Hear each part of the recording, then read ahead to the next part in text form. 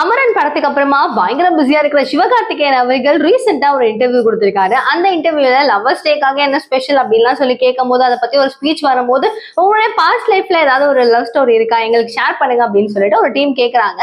அவரு செம்மையான ஒரு கண்டென்ட் கொடுத்தாருங்க. அது இப்போ வரைக்கும் பாத்தீங்க அப்படின்னா செம்ம வைரலா எல்லாருமே பேசுறாங்க. ஐயோ, சிவகார்த்திகேயன் ஒரு லவ் பண்ணிருக்காரு, பிரேக்கப் ஆயிடுச்சு அப்படின்னு ஒரு டாக்கும் போயிட்டு இருக்கு. எனவே என்ன நடந்திருக்கு அப்படின்றத சிம்பிளா உங்களுக்கு சொல்றேன். ஸோ விஜய் டெலிவிஷன்ல அவர் ஒர்க் பண்ண அந்த பாஸ்ட் அந்த டைம்ஸ்ல வந்து பாத்தீங்கன்னா மால்ல ஒரு பொண்ணு பாத்திருக்காரு. இந்த பொண்ணு தான் நம்மளோட லைஃப், இந்த பொண்ணு நம்ம கல்யாணம் பண்ணிக்கிட்டா எப்படி இருக்கும் அப்படின்னு சொல்லிட்டு ஒன் சைடாவே லவ் பண்ணிட்டு இருந்திருக்காரு. இன்ஃபேக்ட் அந்த பொண்ணு கிட்ட போய் பேசுறது கூட கிடையாது அப்படின்ற மாதிரி சொல்லியிருக்காரு.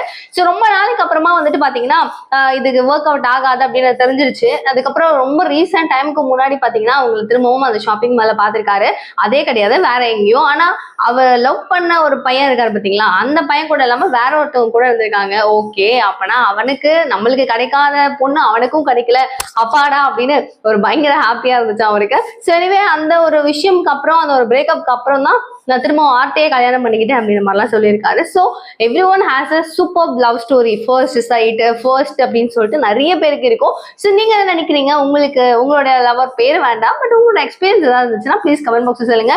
இந்த மாதிரி அல்டிமேட் பல விஷயங்கள் தெரிஞ்சுக்கிறதுக்கு சேனலை சப்ஸ்கிரைப் பண்ணிக்கோங்க. தேங்க்யூ.